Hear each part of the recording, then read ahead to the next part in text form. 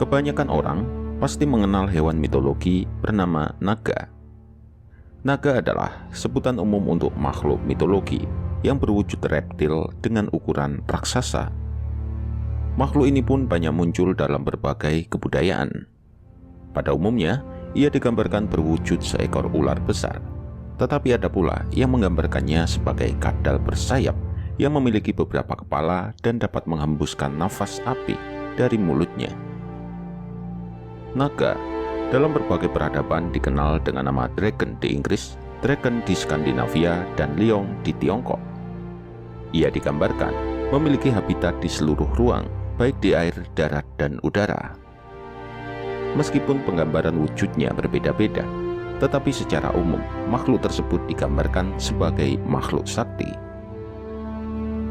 Sosok naga di dunia barat digambarkan sebagai monster, cenderung merusak dan bersekutu dengan kekuatan gelap. Ia dicitrakan sebagai tokoh antagonis yang seharusnya dihancurkan. Bahkan, seseorang bisa mendapat gelar pahlawan atau kesatria dengan membunuh naga. Pendek kata, naga adalah ancaman bagi manusia. Namun tidak demikian halnya dengan citra naga di peradaban timur. Di Tiongkok, naga dianggap sebagai sosok yang bijaksana dan agung layaknya dewa.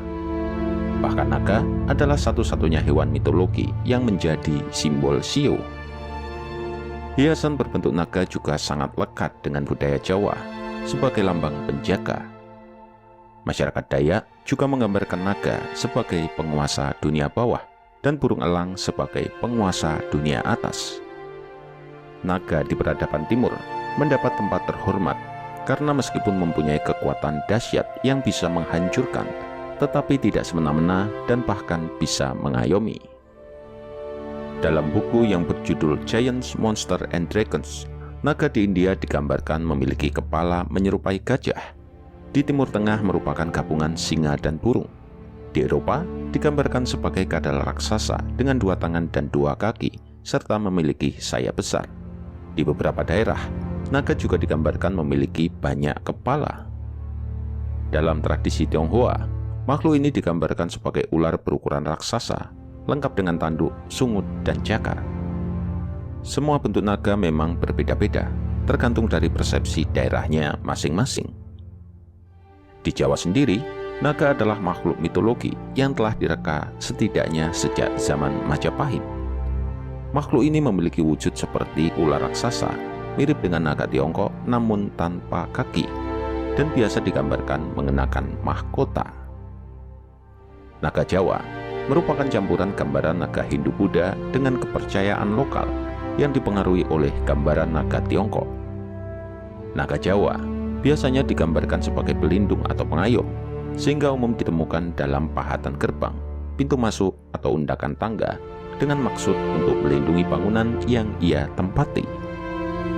Kata naga sendiri berasal dari bahasa Sanskerta, yaitu perwujudan ular raksasa. Kata naga kadang juga digunakan untuk merujuk ular secara umum. Menurut Kamus Besar Bahasa Indonesia, naga diartikan sebagai ular yang besar. Naga Jawa digambarkan sebagai ular raksasa, kadang dengan kaki namun lebih umum tanpa kaki. Gambaran ini selaras dengan gambaran naga India yang menyerupai ular dan bertolak belakang dengan naga Tiongkok dan naga Eropa yang berkaki. Berbeda dari keduanya pula, naga Jawa umumnya tidak digambarkan dapat terbang. Namun kepala dan rahang naga Jawa terpengaruh dengan naga Tiongkok, sehingga sulit untuk mengkategorikan naga Jawa sebagai ular atau naga. Perbedaan lain dari naga Jawa ialah badong atau mahkota di atas kepalanya. Tidak ada ketentuan untuk rupa mahkota dan bentuknya sangat beragam. Mahkota ini pertama kali digambarkan dalam lambang-lambang kenegaraan era Majapahit dan kemungkinan merupakan suatu tanda persahabatan dengan Kaisar Tiongkok. Terkadang naga Jawa juga digambarkan memakai perhiasan dan kalung emas. Sebelum zaman Hindu, yaitu Neolitikum, di Indonesia terdapat anggapan bahwa dunia ini terbagi menjadi 2 bagian, yaitu dunia bawah dan dunia atas, yang masing-masing mempunyai sifat bertentangan. Dunia bawah antara lain digambarkan dengan bumi, bulan, gelap, air, ular, kura-kura, dan buaya. Sedangkan dunia atas dilambangkan dengan matahari, terang, atas, kuda, dan Raja Wali. Pandangan semacam itu juga hampir merata di seluruh bangsa Asia. Dalam cerita Mahabharata maupun pandangan bangsa Indonesia sendiri sebelum zaman Hindu, naga atau ular selalu berhubungan dengan air, sedangkan air mutlak diperlukan sebagai sarana pertanian.